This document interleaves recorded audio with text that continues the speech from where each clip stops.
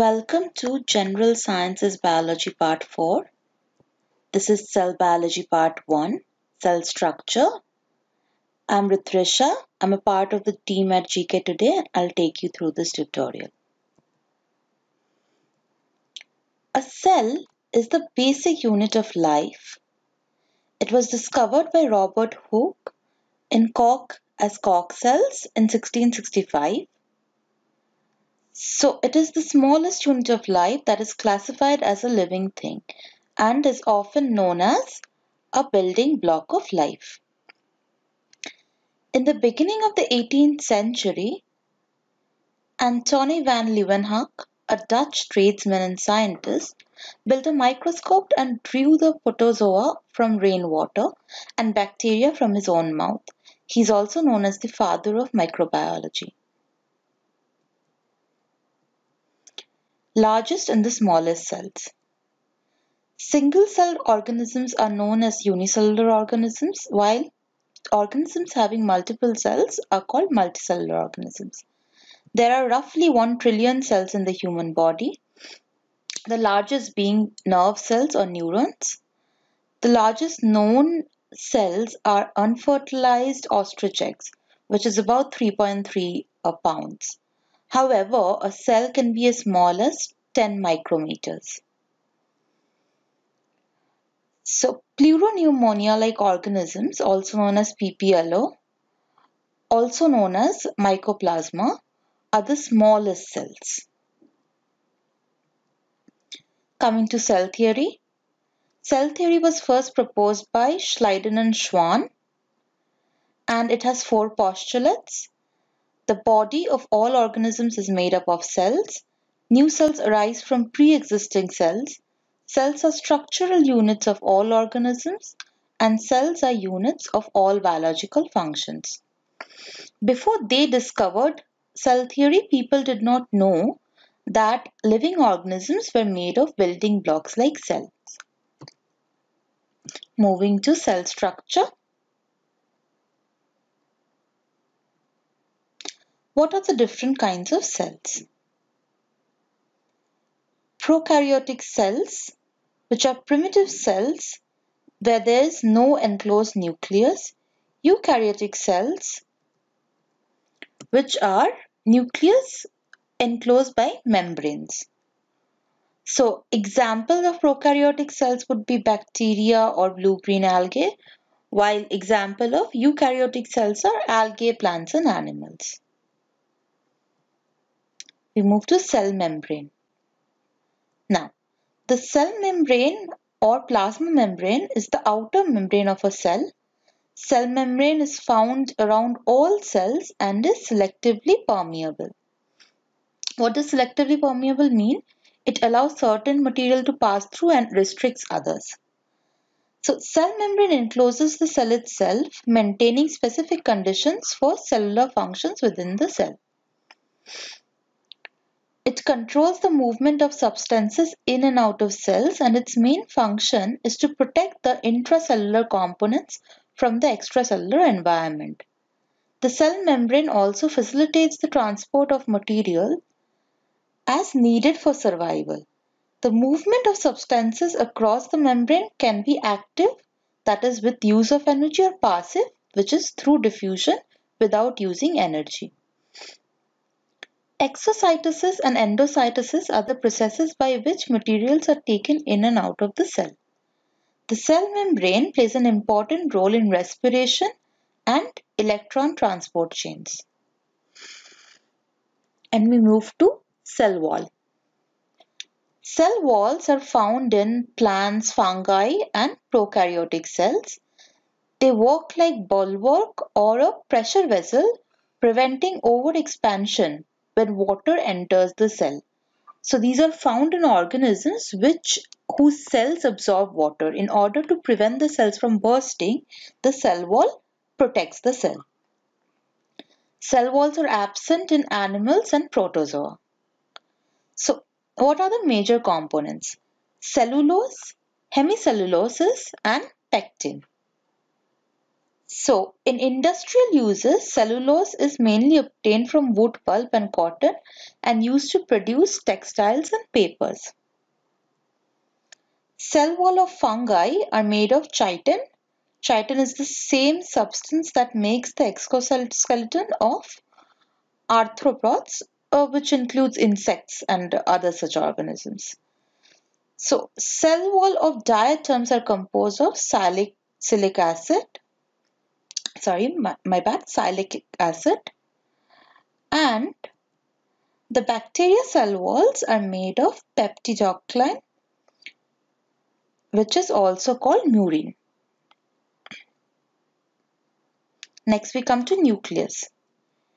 Nucleus is the master of a cell and it controls the cell's functions such as metabolism, reproduction and development.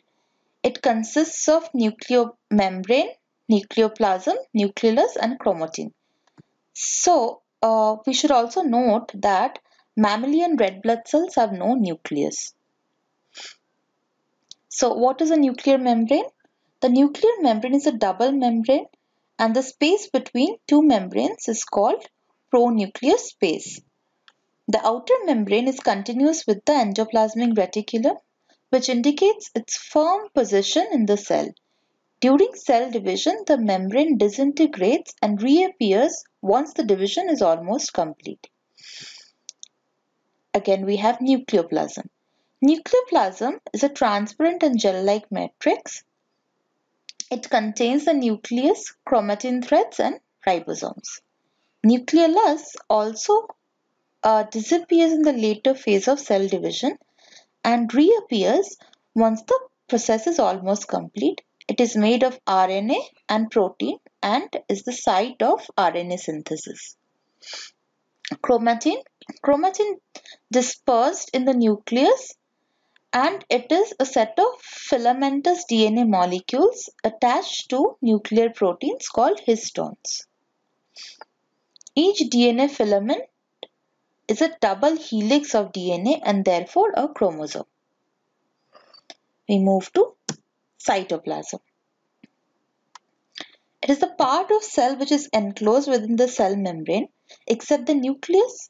It is so the whole thing, everything inside the cell membrane other than the nucleus is known as cytoplasm. Cytoplasm contains organelles and it performs activities such as metabolism, glycolysis, etc. So cytoplasm is the site where all these cellular activities occur. It is divided into two parts. The inner granular mass is called endoplasm and the outer clear glassy layer is called cell cortex or ectoplasm.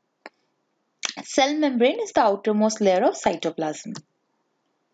Now, the living organelles in cytoplasm include plastids, mitochondria, endoplasmic reticulum, Golgi bodies, etc., while the non-living include carbohydrates, fats, etc. So, among the living, mitochondria, plastid, endoplasmic reticulum, etc. we have already gone through. There are some microbodies as well, such as peroxisomes, microtubules, centrosomes, cilia and flagella. Among the non-living substances, there are ergastic substances, which are reserve products such as carbohydrates, fats, oils. These are substances that are stored. And nitrogenous substances as well. There are secretory products which are secreted by the cells themselves, such as pigments, enzymes, and nectar, and excretory products which are being secreted by the cell as waste. That includes products such as tannins, resins, latex, etc. Major organelles in cytoplasm. We start with plastids. So plastids are major organelles found in the cell of plants and algae. The term was first used by Shimper. Major functions of plastids include photosynthesis, storage of products like starch. There are three parts mainly: leucoplasts, which are colorless plastids, chloroplasts, which are green plastids, and chromoplasts, which are different colored plastids. The plastids are of various shapes and have the ability to interchange shape and form. For example, due to continuous absence of sunlight, the green chloroplast may turn to colorless leucoplast. So what happens is, if you go deep underwater, you'll find colorless plants. This happens because the chloroplast changes to chromoplast. The chloroplast changes to leucoplast, which is transparent. Another example is in tomato. When it ripens, the chloroplast changes to chromoplast. So tomato turns from green to red. Okay, leucoplasts don't have any color, so they have no role in photosynthesis. Their major function is storing of material. So on the basis of the stored material, they have been divided into three types. One is amyloplasts, which stores carbohydrates, elaioplasts, which stores fats, and aleuroplasts, which store proteins. Okay, coming to chloroplasts. So chloroplast, as the chloro, we can tell it's probably because it has chlorophyll, right? So it is the green pigment. They are responsible for, of course, photosynthesis. The number, shape, and size of chloroplasts varies from plants to plants. So different plants have different number of chloroplasts. Okay. Uh, so in higher plants, as in bigger plants, the chloroplasts are biconvex in shape. Convex means something that is bulged towards the inside, cave-like.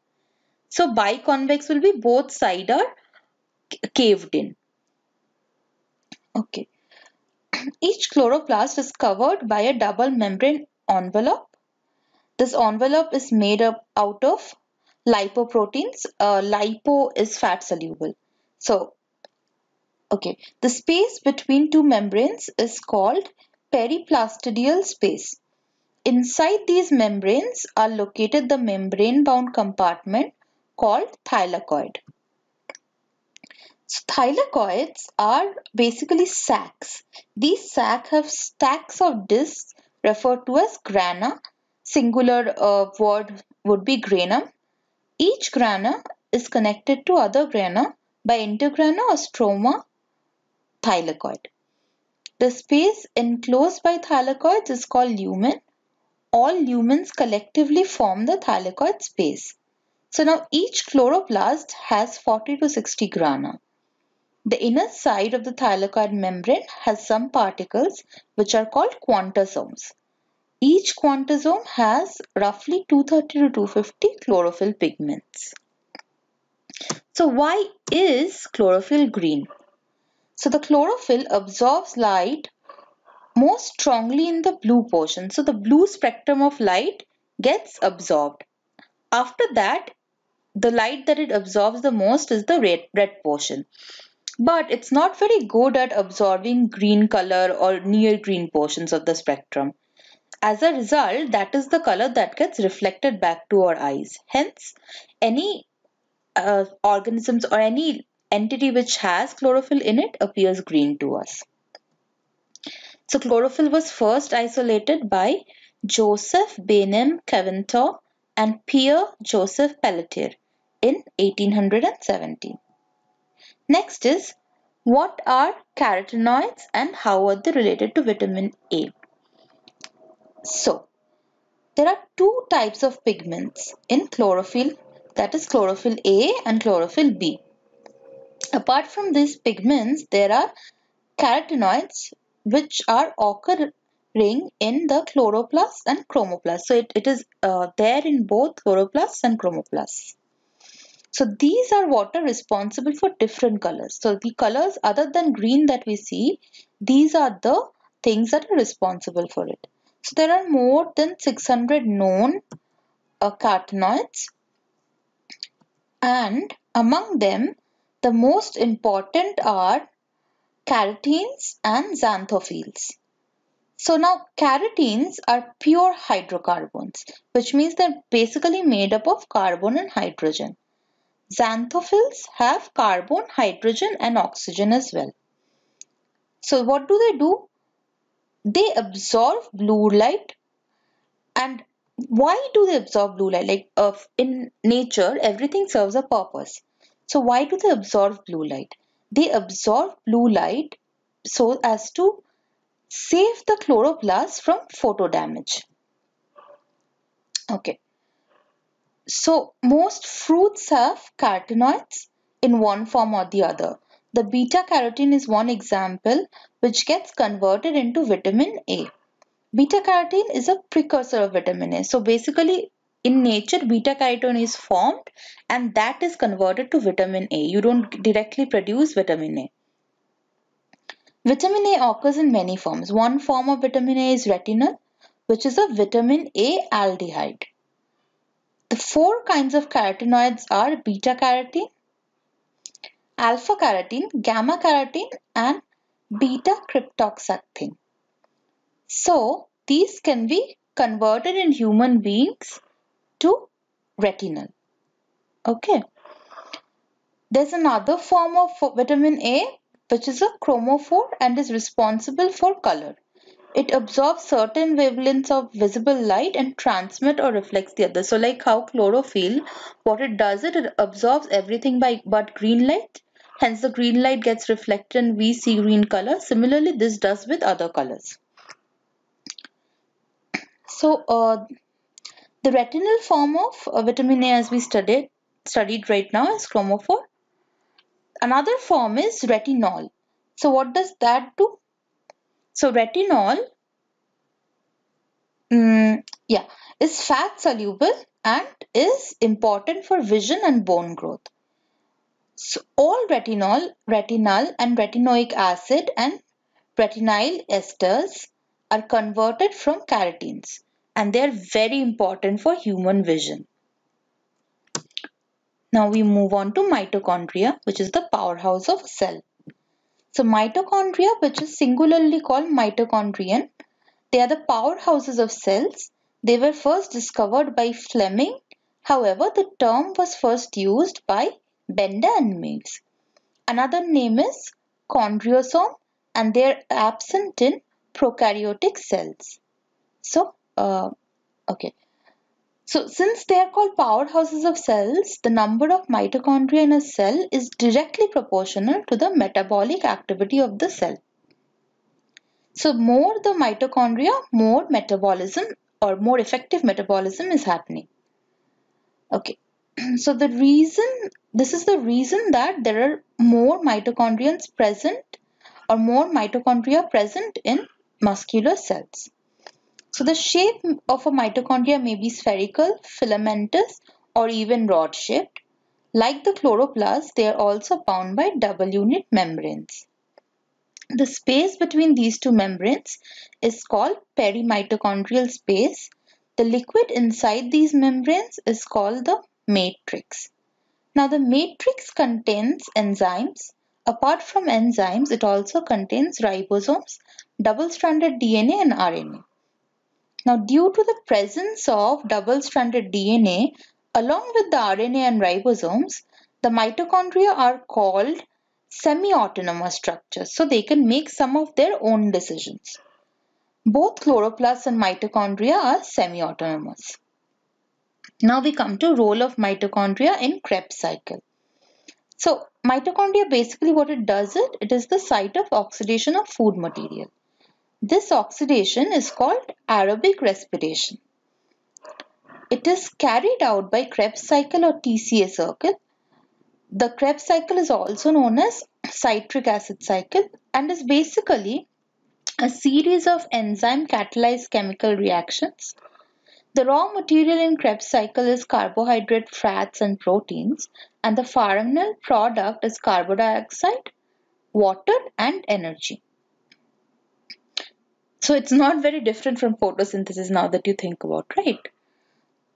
That is what we studied about photosynthesis. It takes oxygen from the air and transforms it to carbon dioxide, water and energy for the plants. Same thing. Okay. The usable energy which is produced by the Krebs cycle is in the form of ATP, which is adenosine triphosphate. The correct name of ATP is adenosine 5-triphosphate. We move on to endoplasmic reticulum. So this is an interconnected network of tubules, vesicles and cisterns within cells. The term was first coined by Keith R. Potter in 1945. The tubules are narrow, long structures, vesicles are round structures, and cisterns are long, flat, unbranched structures which are parallel to each other. There are two types of endoplasmic reticulum: the rough endoplasmic reticulum. So it seems rough because it has ribosomes on it. Now these synthesize proteins, while there is smooth endoplasmic reticulum which synthesize lipids and steroids, metabolize carbohydrates and steroids, and regulate calcium concentration, drug detoxification, and attachment of receptors on cell membrane proteins. Another function of endoplasmic reticulum is that it provides mechanical support to the cytoplasm and provides larger surface area for exchange of materials and transportation.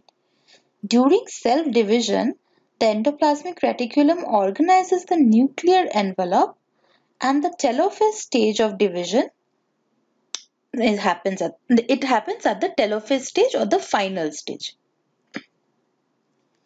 Moving to Golgi apparatus. Okay, so these are named after Camillo Golgi, who identified them in 1898. One second. Moving to Golgi apparatus. These are named after Camillo Golgi, who identified them in 1898.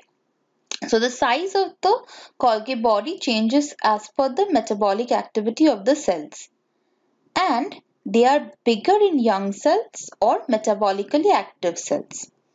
Functions of these apparatus is to process and package protein.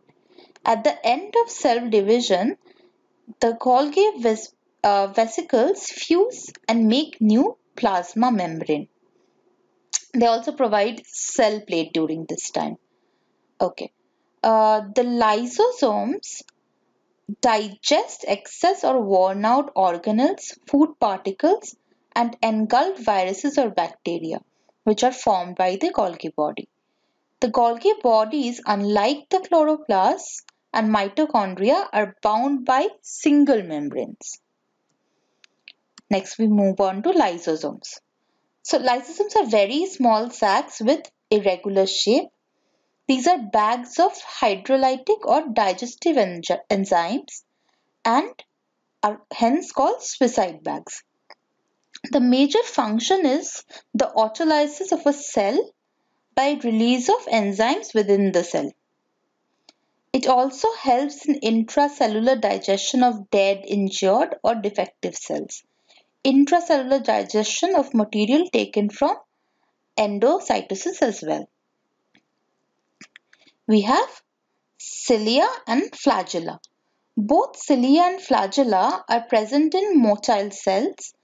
They help in cell mobility and both are made up of fibrils. When they are cut up in sections, they show a 9+2 arrangement where they have 9 pairs of fibrils on the circumference and 2 pairs of fibrils at the center. Next we have glyoxysomes. Now these are mainly found in plants, particularly in parts of plants where they have fat storage tissues of germinating seeds. So they're found in castor seeds as well. The major function is the conversion of fatty acids and carbohydrates. We now move to ribosomes. So ribosomes were discovered by Plastids in 1955. They are not enclosed by any unit membrane. They are made up of RNA and proteins. Perioxysomes, they are also sac-like structures and bound with single membranes. They have enzymes and take part in metabolism of fatty acids, respiration, and many other metabolic processes. Spherosomes. So these are present in the endosperm and cotyledon of seeds. They have enzymes which are necessary in synthesis of oils and fats. And we have centrioles. Centrioles are present in animal cells mostly and not in higher plants.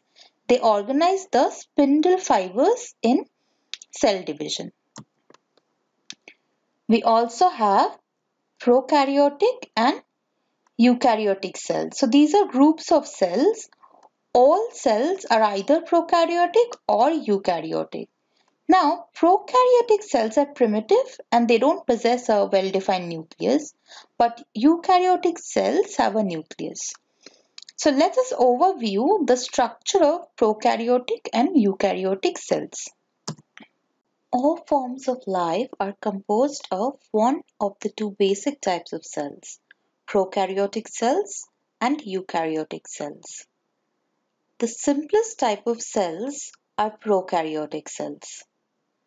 Bacteria, the oldest form of life on Earth, are prokaryotes. The DNA of prokaryotic cells is not contained within a nucleus.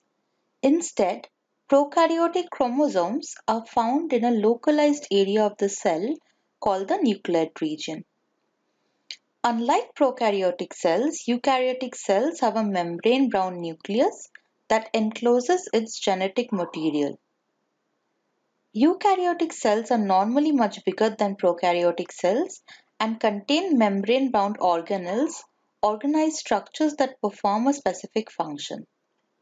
Eukaryotic cells include both animal cells and plant cells. Variations exist even among animal cells and no one cell looks like the one shown here. But we can consider this to be a representative animal cell. Plant cells share many features of animal cells such as the cytoplasm, the ribosomes, a plasma membrane, a nucleus and endoplasmic reticulum, the Golgi complex, the cytoskeleton and mitochondria. Some features are unique to plant cells however, such as chloroplasts, plastids, central vacuoles and the cell wall. Variations. Now that we have understood what they are, let's take a look at the differences.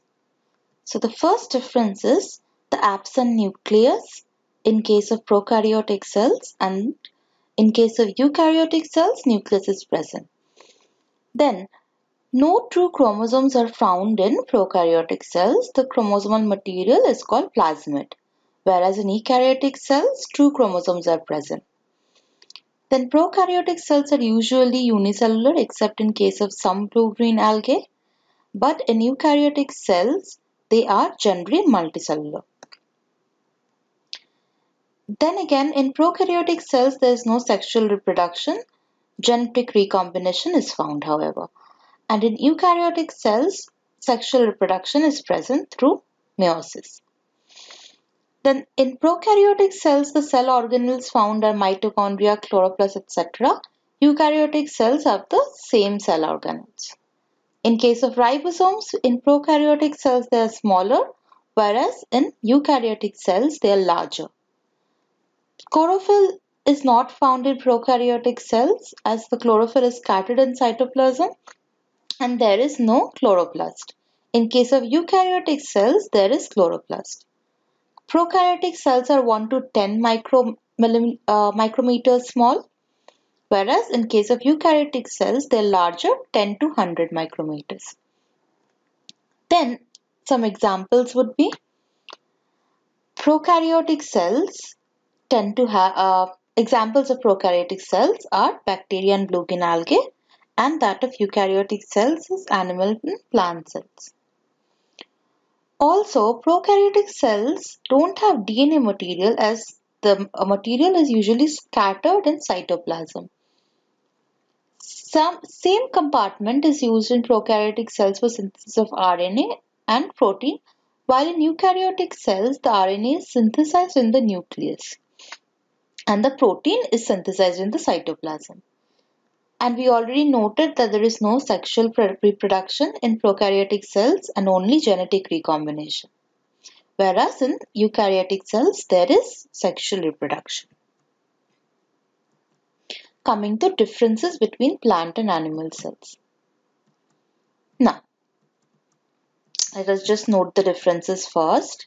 So first let's understand cytokinesis, which is the process by which cytoplasm of a single eukaryotic cell is divided to form two daughter cells. Now coming to differences, as we can see, the animal cells don't contain cell wall and the outer boundary of it is just the cell membrane. Whereas in plant cell, the cell wall is present, which is mostly made up of cellulose and is located outside the cell membrane. It provides the cells with structural support and protection and also acts as a filtering mechanism. In case of bacteria, the cell wall is made up of peptidoglycan. There are no plastids in animal cells, however. There is no photosynthesis in animal cells because plastids are the source of chlorophyll. So no plastid means no photosynthesis. Okay. Now cytokinesis in animal cells is by equatorial furrowing from periphery to the center, whereas in plant cells it's by disc formation. And in animal cells, the ribosomes are of 55S and 80S types, but in plant cells, it's 70S and 80S type.